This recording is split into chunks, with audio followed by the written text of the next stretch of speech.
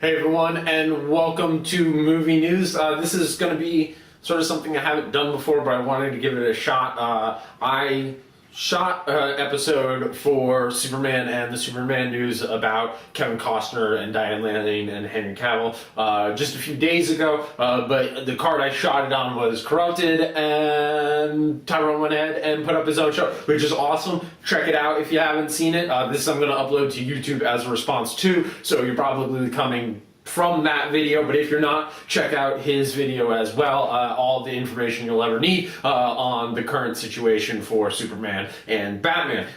My thoughts are this. I totally agree with his assessment of Zachary Snyder and his work so far. I said in a video a little while back, a recap about Sucker Punch, that I think Zachary Snyder is one of the most interesting visual directors out there today. It is 2 days from the day I'm shooting this video until Sucker Punch comes out. My mom is visiting from the East Coast, and I'm going to drag her to go see that. I'm super excited for it. The only thing I'm really going to say about Pa Kent and Martha Kent being Kevin Costner and Diane Lane is that it's still...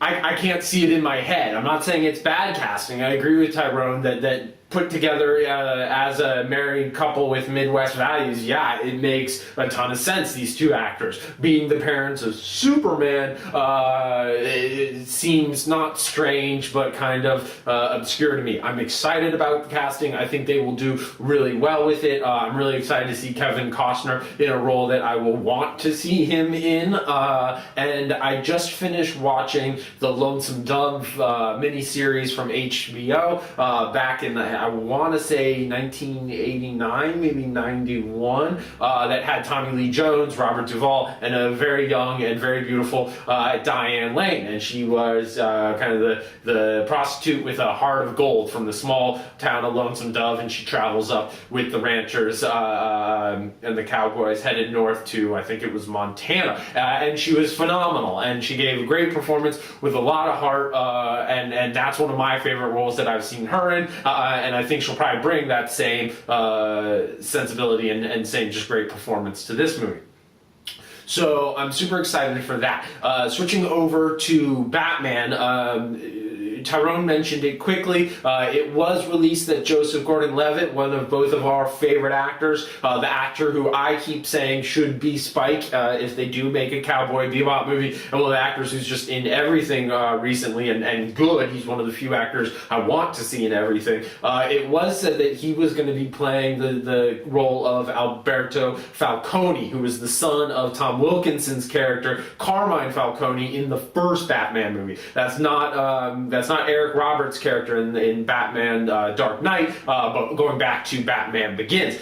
In The Long Halloween, the graphic novel of Batman, Alberto Falcone was also kind of a sadistic serial killer that Batman had to deal with. And the character in that graphic novel looks a lot like Joseph Gordon-Levitt would, and it's easy to understand that interpretation. It's been released that rumor is false, that it's not confirmed, that as of this point, Joseph Gordon-Levitt is not going to be playing Alberto Falcone, which is too bad. I think as soon as people found out about it, they're like, that is awesome. It does seem like Joseph Gordon-Levitt is still attached to the project, that he will have some kind of influential villain role. I hope he does. I hope that they're not just putting that name out there. And, you know, the misdirections with Philip Seymour Hoffman and the Penguin in the past, and all the kind of rumors that rise up about these Nolan Batman roles. Personally, I'm still really interested with Tom Hardy and Bane. I'm not sure how that's going to work. I'm not sure what the reinterpretation is going to be, and I'm not going to say that's a bad thing. I just don't know how it's going to turn out, and I'm excited to see that going ahead in the future as well. Also, to talk about Tyrone's shows that he just did, he just put up a show about Abraham Lincoln Vampire Hunter. Now, this is easily one of the movies I am most excited about coming out. I think I've talked about it already 3 or 4 times on this show. It could be a really campy, poorly done comedy, but the cast that they have with Dominic Cooper and the others that Tyrone mentioned already seems really awesome. But, and to go further with that, what I'm trying to say is that it's a real cast of unknowns, but not unknowns, but rising stars. And if it's done with some real action and a good script, I think it could actually be a really funny and really action-packed film that has a lot of potential. What I want to say about that is that Alan Tudyk from Firefly is going to be playing Stephen A. Douglas. I don't think a lot of people know about Stephen A. Douglas. Stephen A. Douglas was Abraham Lincoln's presidential opponent. It is where we get the Lincoln-Douglas debate styles, and he was called the Little Giant. He wanted to extend the railroads from the East Coast all the way out to Chicago, which at that point was, part of the Western frontier, and he was an incredible statesman. He was pro-slavery. He was in a lot of ways the quintessential opposite of Abraham Lincoln, so I think adding him to that will help intensify the character of Abraham Lincoln if they treat Alan Tudyk well.